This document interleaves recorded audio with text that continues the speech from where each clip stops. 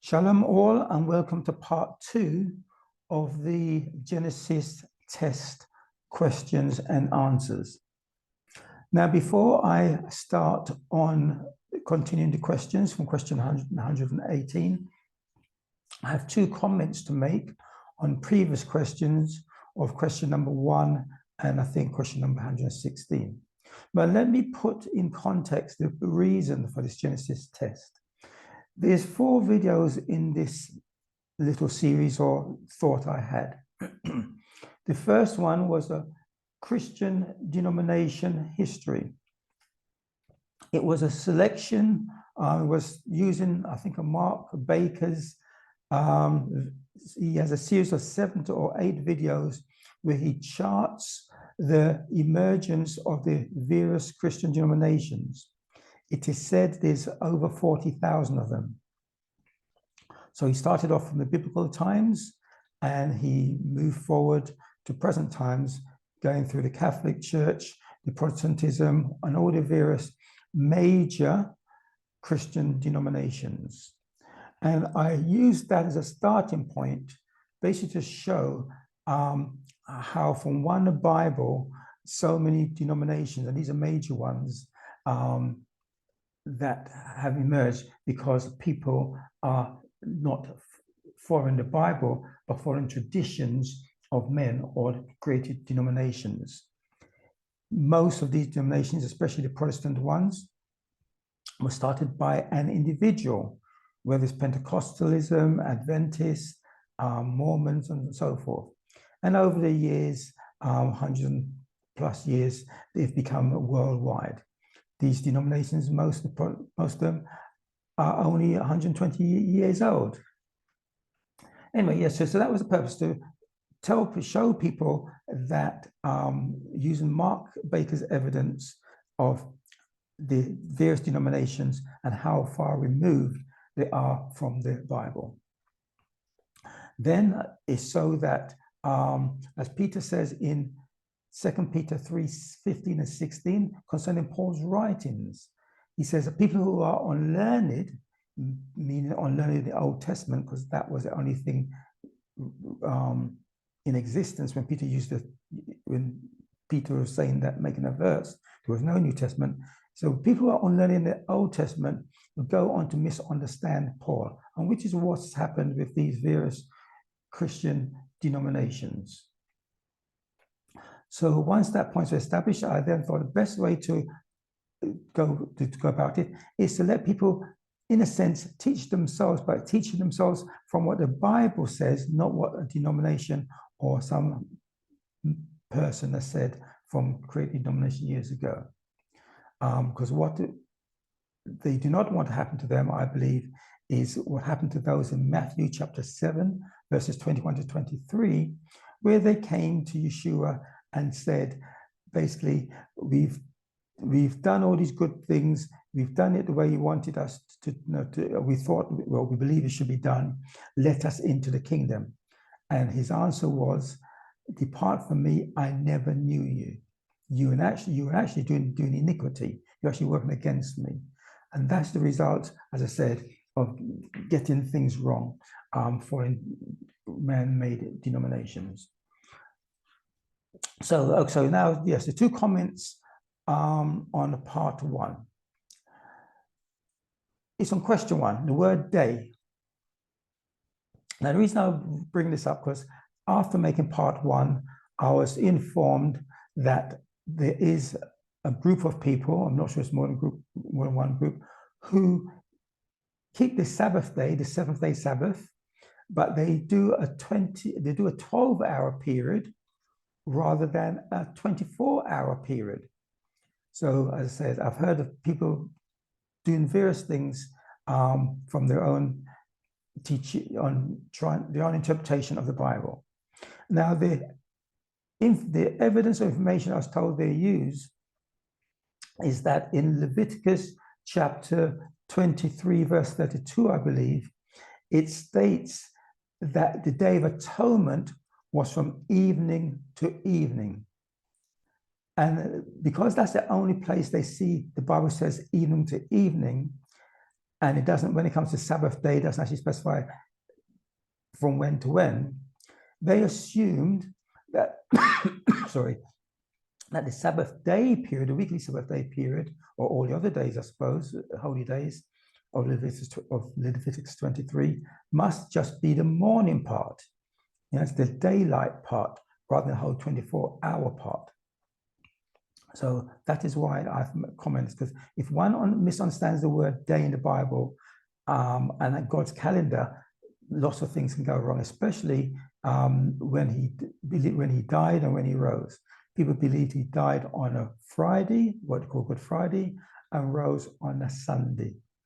But I'll come on to that point later on. So as I said in question number 1, the word day is used in Genesis chapter 1, verse 5 to mean 2 things. It's the light part, it said, and God called the light day, and then he said in the evening and morning was the first day. So the word day in that chapter 1, verse 5 is used 2 ways, one for the light and one for the whole 24-hour period. And but that's not actually what the evidence that they were using. They're just using the ones, as I said, I'm told that's what the only one they're using is the Day of Atonement specifies the evening to evening, but it's never, evening to evening is never specified with other Sabbath days. So my research came out as this, just to give a comprehensive answer to that question. The word day appears 1,741 times in the Bible, using the King James Version. The word light appears only 122 times. Now, the word day is a word called yom in Hebrew, but I'm not going to that. And it has a different identification to the Hebrew word for light. That has an identification of H216. The reason I'm approaching it from this way, because it's to show that if the Sabbath day had any association with the word light, it would come up the same amount of times. Yes, light and Sabbath day would have some correlation, but there's no correlation whatsoever between the word light and Sabbath day.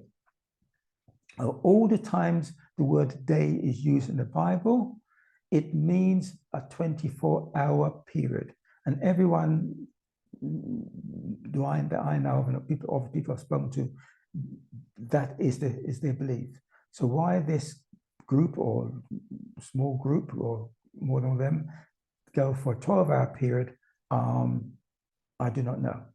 Okay, so as I said, the question arose, is a Sabbath day a 12-hour period based on John chapters 11, verse 9?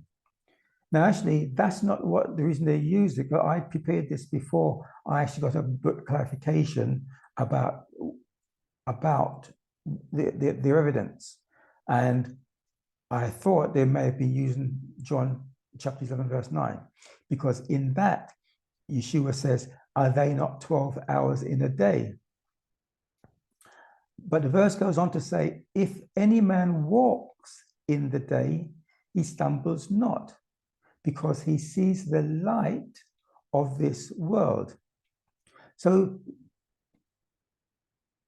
John 11, verse 9 is not so much about the hours in a day, it is a correlation or analogy about light and walking in the light compared to walking in darkness. So the second part of the question, they're saying, or is it the Sabbath day a 24-hour period from evening and morning, like where it says in Genesis chapter 1, verses 5, 8, and 13, and the evening and the morning were the first day. Yeah, so which understanding of the word day are we to use for a Sabbath day, 12 hours or 24 hours? Now, if we look at the full context of John chapters 11, verse 9, and other uses of day in the event, it should be obvious a day is 24 hours, as Yeshua's reference to 12 hours was for specific teaching about walking in the light. walking in him. So going back to the previous verse or previous chapter in John chapter 8, verse 12, it says, then spoke Jesus again unto them, saying, I am the light of the world. He that follows me shall not walk in darkness, but shall have the light of life. John 9, verse 5. As long as I am in the world, I am the light of the world. And then again, John chapter 12, verse 46. I am come a light into the world, that whosoever believeth on me should not abide in the darkness. So that was a context of John 11, verse 9. It wasn't to specify that there's 12 hours a day and that's how you're supposed to mark a day. The Bible talks about sin and darkness and truth and light and so forth. Yes, so that's the purpose of John 11, 9. Now, in the context of John 11, 9, we also read John 11, verse 6. And that says, when he had heard, therefore, that he was sick. So this is the event of Jesus, Yeshua, and Lazarus, and Lazarus, who was apparently believed to be dead. So when he had heard, therefore, that he, Lazarus, was sick, he, Yeshua, abode, in other words, remained there 2 days, meaning two 24-hour periods, not 2 12-hour periods. 2 days still in the same place where he was. Verse 10, John 11:10. But if a man walk in the night, he stumbles because there is no light in him. 11:17. Then when Yeshua came, he found that he, which is Lazarus again, had lain in the grave 4 days already. Again, another 4 times 24-hour periods, not 4 12-hour periods. The delay in verse 9 and 4 days in verse 17 are crucial. Yeshua deliberately waited to arrive after 4 days so that the bringing back to life, or what Yeshua calls sleep, but humans, the apostles thought he called it dead. But so bringing back to life of Lazarus could not be attributed to anything else but a miracle. After 3 days, 3 24-hour periods in the grave, it was accepted a person would be dead and unable to be revived. Even today, it is medically accepted a human can survive only 3 days without water. So again, that is a context of 11 verse 9, which is one I'm using, but they're not even using that one. They're just using their belief that because evening to evening is not mentioned every time it says Sabbath day, it must just be in the light part of the day or the morning. What the Bible says evening and morning, they just think maybe it's the morning part. Now, if we see Genesis chapters 2, verses 3, and Exodus chapters 20, 11, and Exodus chapter 35, 15, and Numbers 15, 32. Those all give indication that it's a 24-hour period and not a 12-hour period. Now, the verse they're using, or the one that confuses them, is Leviticus chapters 23, 32, which is about the Day of Atonement. And it says, the 9th day is evening to evening. And then in 23:39, it shows it is a continuous 7-day period that they were to keep that feast for. Now, the reason why I believe Leviticus 23:32, speaking of the Day of Atonement, specifically punctuates evening to evening, because that is a very important day in God's calendar, the Day of Atonement, when you're supposed to fast. And the Bible says that whoever does not afflict their soul on that day will be cut off. So that's why God wants to make sure it is punctuated. You don't get it wrong, evening to evening. It doesn't mean that's the only day you do. The days are evening to evening. Now, I'm told the school of thought is evening to evening means only the day part element. I said that's what the argument of thought they're using for the Sabbath. But that does not make sense. If they are saying an evening starts at 6 p.m., then evening to evening equals 6 p.m. one evening to 6 p.m. the next evening, a 24-hour period. So anyway, as I said, I really don't know where they come up with this 12-hour for Sabbath day meeting. My last evidence, if you look in Nehemiah chapters 10:31 and chapters 13 verses 15 to 17, in that incident, Nehemiah was stopping other people, say this, the non-Hebrews, coming selling things on the Sabbath day. Now we see clearly that Nehemiah didn't stop them just for the daylight period, he stopped them for the whole 24-hour period. So Nehemiah did not mean that buying and selling could take place part of the seventh day. Yes, i.e. the dark part. Yes, he meant it was a whole 24-hour period. And in fact, it says that it started as it got dark. The Sabbath day started as it got dark. So that clearly goes with Leviticus 23:32, Day of Atonement, that it's evening to evening. The evening, the day starts when it gets dark. Now, if we also look at Matthew chapter 28 verse 1, it tells us when the day ends, because that says it ended when it began to dawn, i.e. the start of one evening to the ending of the next evening, as in Leviticus chapter 23 verse 2. So other substantiated verses tells you the day starts at evening and it ends at the evening or at another evening the following time. Lastly, Exodus chapters 16:23, when manna was going to be provided for the Israelites in the wilderness. And Moses tells them tomorrow is a 24-hour period that they will be going out to pick up this manna. So it didn't mean tomorrow the manna just be there for, tomorrow means a 24-hour period. So Moses used the word tomorrow. He meant a whole 24-hour period. He didn't mean a 12-hour period.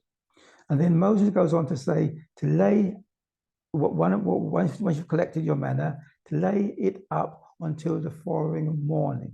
So again, showing that the day ends, well, I wouldn't say ends in the morning, but basically that's what they're going to have to keep to eat until the morning of the next day was daylight. They can then go out in the daylight and collect some more, apart from on the seventh day.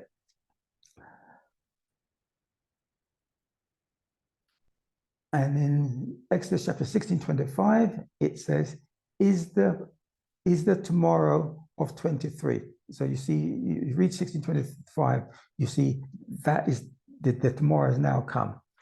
So my point is really that there's no evidence to say it's a 12-hour period, the Sabbath day is 12 period. All the evidence around the Bible shows it's a 24-hour period.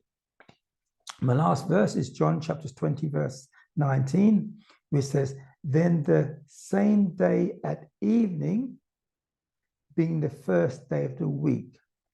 So again, as Genesis chapter 1, verse 5, the evening and the morning starts a day, complete day. So in that, John chapter 20, verse 9, is saying that the same day, the word day here we see was starting in the evening. It wasn't starting in the morning. Okay, so that is an explanation of the word day. Oh yes, and I say it's very important we understand God's calendar, because when we come to Mark chapter 16, verse 9, in the King James Version, it says, and when Yeshua had risen early the first day of the week. That word early is crucial to your understanding of the evening and the morning making the day. Now, some translations, as try to confuse people, fool people, I would say, and as in translated, taking out the word first day and put in Sunday to make people think that he rose on a Sunday. And then they try and support it with when Mary Magdalene went to the tomb on Sunday morning when it's daylight and saw he wasn't there. But by then he had already risen. That's not when he rose. He had already risen a few hours before. I said in Mark chapter 16, verse 9, King James Version, you see, specifies early the first day. Now, if the sunset is at 6 p.m., when, say, from evening to evening, sun 6 p.m., then early, the first biblical day, will be 1 minute, 1 second, let's say, past 6 p.m. 7 p.m., 8 p.m., 9 p.m. is the early part of that day. But that is what we call Saturday evening. So he rose Saturday evening, not Sunday morning, or the word Sunday, which is trying to deceive readers who are unlearned, as Peter says about Paul's writings. The word Sunday starts at midnight, 1 second past our Saturday midnight. But he had already risen, as I said, hours before, just after sunset Saturday evening. And by the way, whilst I'm here, neither did he die on a Friday, he died on a Wednesday, hence the 3 days and 3 nights, like the prophet Jonah, but that's another teaching. You go to the 40 Yahweh website, look for the video, Mark chapter 16, it'll do a full explanation for you. So that's my first comment on the test question number 1. My next comment is on test question number 116. So if we go back to that one, the question was, why did the Egyptians not sit to eat with Joseph's brothers? And the answer was in chapter, you see that in, as I said, in chapter 43, verse 32. Joseph sat on his own, the Egyptian servants sat on their own, and Joseph's brothers sat on their own. So that's a very important principle that is going to be translated or transferred into the New Testament. And we see it all. We see it throughout the Bible as well. It even goes is why God changed Abraham's name, and why, because God doesn't want any association with his people and anti-God people. And you see in the book of Daniel, the Egyptians changed Daniel's and his colleagues' names to names that goes with their gods. Yes, Daniel's names meant something for the Hebrew on the God's system, but the king didn't want, the Pharaoh didn't want that, so he changed their names to be associated with the gods of Egypt. That's how far-reaching both sides try and keep apart from each other. Okay, so going back to the second question. If we look at Acts chapter 10, verse 28,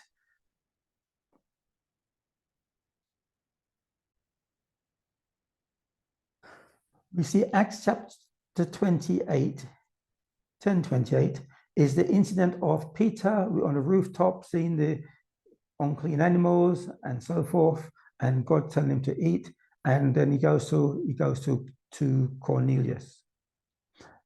Now it says, and he said unto them, you know how that it is an unlawful thing for a man that is a Jew to keep company or to come onto one of another nation, another Gentile. Gentile nation means the same thing as we covered in one of the earlier questions in part 1.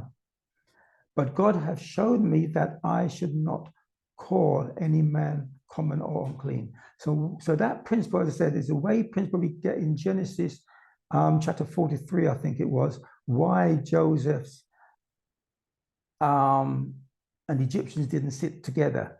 With Joseph's position, because he was high-ranking Egyptian, he wouldn't eat with the servants, yes, because he's high-ranking, but neither would he eat with his brothers because it was a status division. But between Joseph's brothers and the servants of the Egyptians, it was a system division. Yes, one that comes under God's Israelite people and one the pagan people.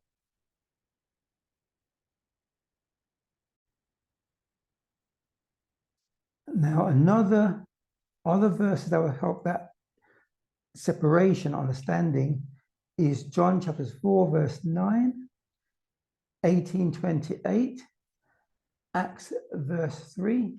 But another one I want to highlight is Galatians chapter 2, verses 12 and 14. The rest of them you can look up in your own time, but I'm going to go to Galatians chapter 2, verses 12 and 14.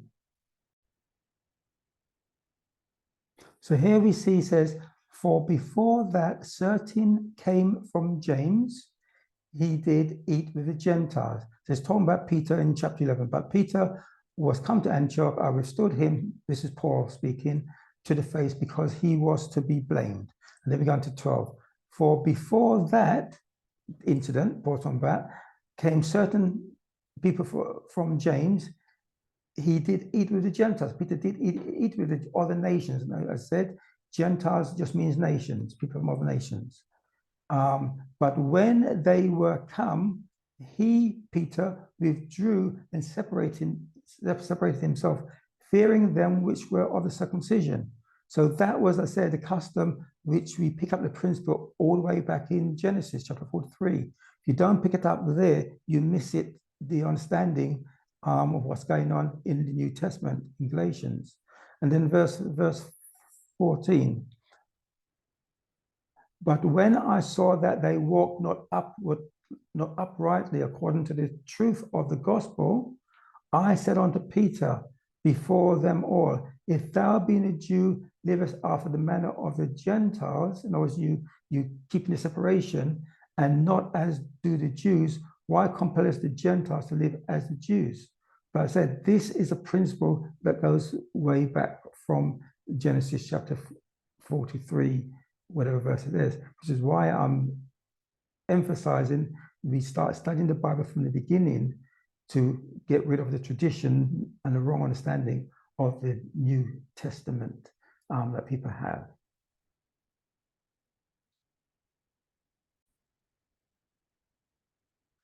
And again, we go to Acts chapter 15, verses 8 to 9. You can look that up as well. But the last one I want to go, again, I say, go back to this point of separation, is Ephesians chapter 3, verse 6. And Ephesians 3:6 says that the Gentiles, people from the other nations, yes, we got the ones in Jerusalem, which is called Judea, Jerusalem, and anyone outside Judea, whether they were Israelites or non-Israelites, they were called Gentiles. The Gentiles, as we covered in Genesis chapter 10, just meant nations. So when Noah and his sons came off the ark, it says, by these were the Gentiles, were these by the other nations created, every man after his own tongue, after his own language, and so on and so forth. Okay, so again, if you don't understand the word Gentiles from Genesis chapter 10, then you think that Paul, when he goes to the Gentiles in the New Testament, he's going to non-Israelites, but he's not. He's actually going to the scattered 10 tribes who transgressed God's law and were scattered by Assyrians. He's actually going to them living outside Judea in the other nations, so that they get to hear about the Messiah that God promised to Moses. I'll send someone like all this bits of puzzle comes into place if you understand these things. Yes, Moses told the Israelites that in the future God will send someone like unto him. This person we know is Yeshua. To unite them again. Yes, listen to him. We see this in Ezekiel chapter 37, about 2 sticks. So God has promised that the 12 tribes that were separated will be coming back together again in the last days, like we see in prophecy of Daniel, chapter 2. And it's all over the place. If you understand, if you learn it, Peter says, "Don't you learn it, you'll pick up what the New Testament is trying to teach." I'm just trying to show you, take you to 2 Kings, chapter 17, verse 17 and 18, if I remember rightly.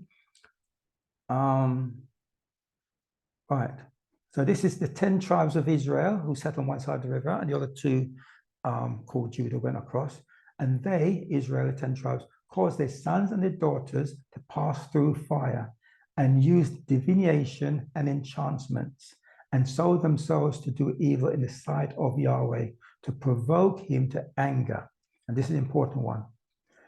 Verse 18, therefore Yahweh was very angry with Israel, the 10 of the 12 tribes, and removed them out of his sight. There was none left but the tribe of Judah only. So from this point, the Old Testament only talks about Judah. So when it says Israel, sometimes means Israel as the remaining 2 tribes, because the 10 tribes were scattered. Yeshua says in the New Testament, I've come for the lost sheep, lost tribe of Israel.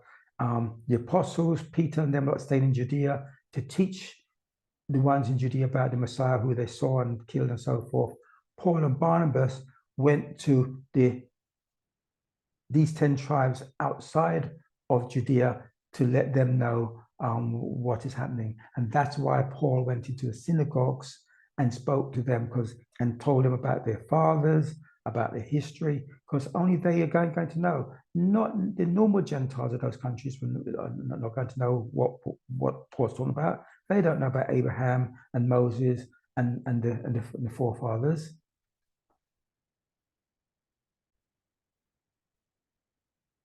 So anyway, so that's my 2 comments of things that's come up after part 1. So let's now carry on with the answers, questions and answers to the Genesis revision questions.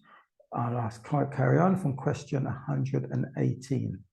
And that question was, how many years had famine been in the land when Joseph's brothers returned the 2nd time, and how many famine years left of the prophecy? So remember, there was going to be 7 years. Joseph had a dream. He interpreted it.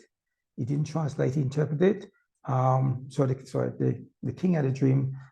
Joseph interpreted it. It's 7 years of famine, and Joseph was made ruler or second in command. And so there's 2 years of the famine passed. So it's 5 years left. We see this in Genesis the answer is Genesis 45, verse 6.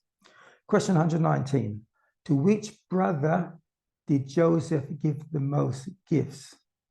Joseph gave his most gifts to the youngest, Benjamin. You see the answer in chapter 45, verse 22.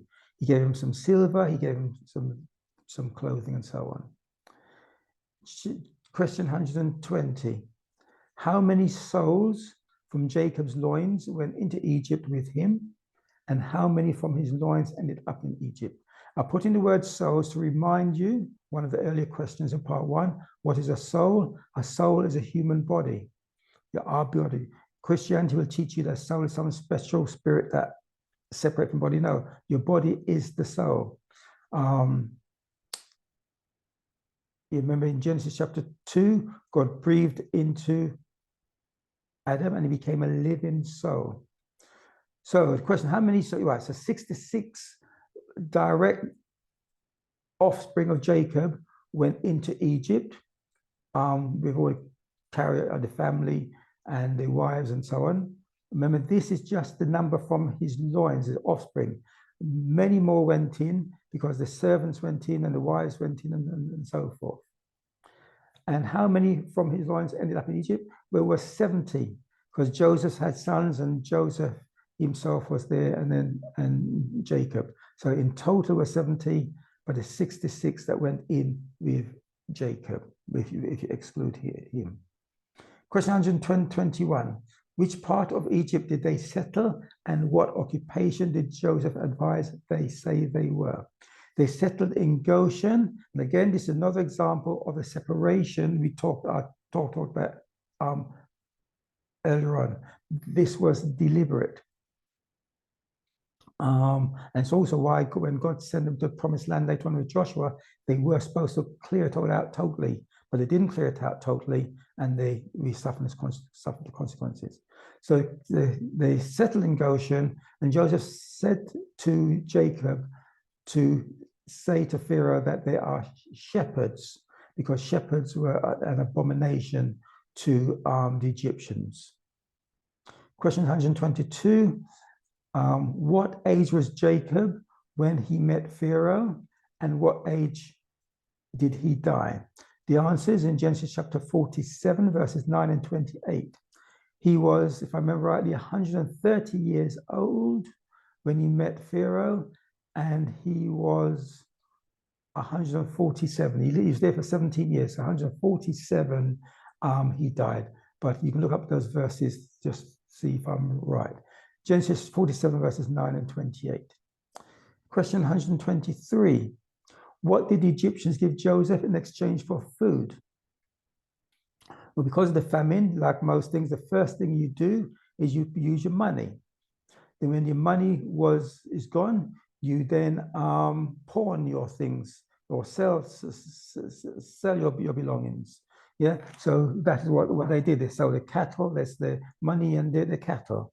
When the money is gone, cattle is gone, they sold their lands because it's the last valuable thing they have. And when the lands are gone, they became servants. Question 124.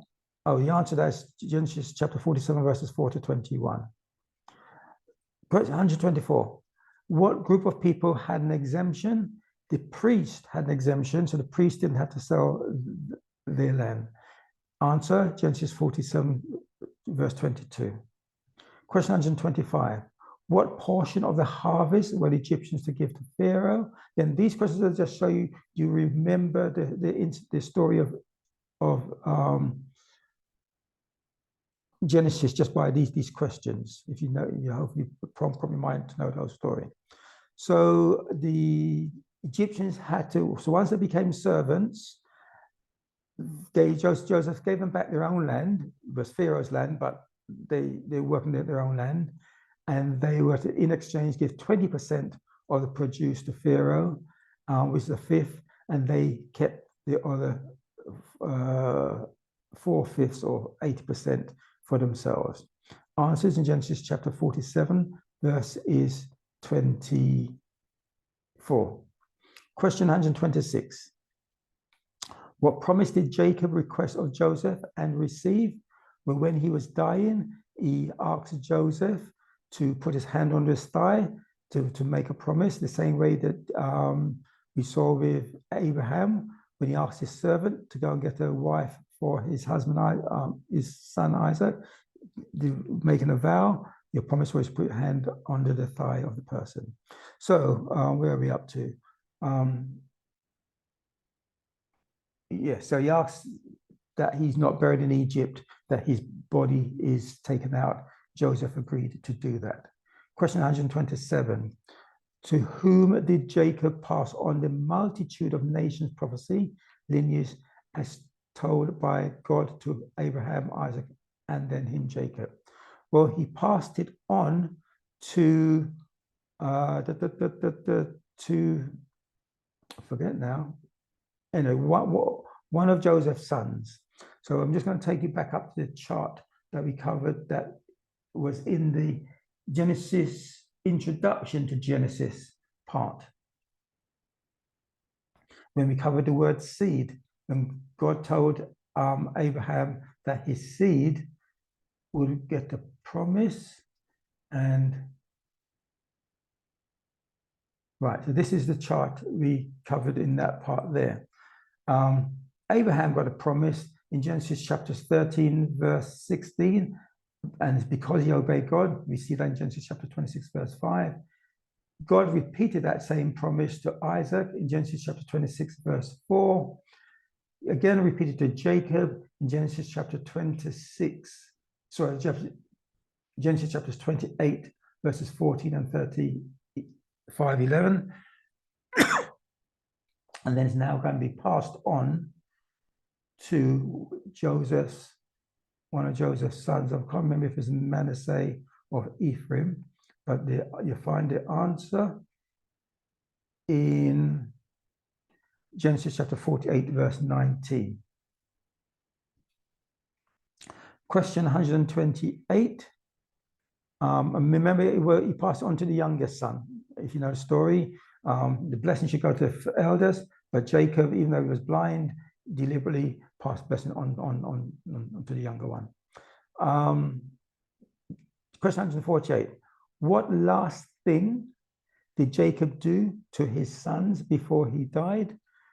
The answer is in Genesis chapter 49, starts at verse 1, and I think goes all the way to verse 28, where he prophesies, he called blesses them, but it's more prophecy over them.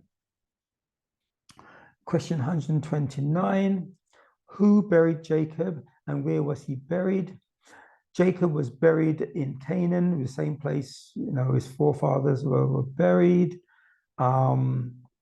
His sons buried him, and also a big party of the Egyptians, because of Joseph's status, they all went down with the big party to bury him. And the people onlooking from around the suburbs there, they thought they were all Egyptians. And some people today use this as evidence. You see, Joseph and the Israelites must have been black because the Egyptians were black, and all these people looking on to this great funeral burial party couldn't distinguish, thought they were all Egyptians because they're all the same color, because black. But actually, that is not why they thought they were Egyptians. They thought they were Egyptians because they're all dressed in Egyptian clothing. Remember, Joseph had his attire, all the Egyptian heads, for out of respect, went with Joseph to bury his father. So that is why they thought they were Egyptians. The same as when Moses killed one of the Egyptians and ran away, and the lady, his future wife, saw him at the well and thought he was an Egyptian. It wasn't because of his color, because he's dressed like an Egyptian. So, but yet people make theologies out of things because they're unlearned in these things. Okay, so that's who buried Jacob. And the pattern was, we see with Abraham, his sons buried him, even Ishmael and Isaac.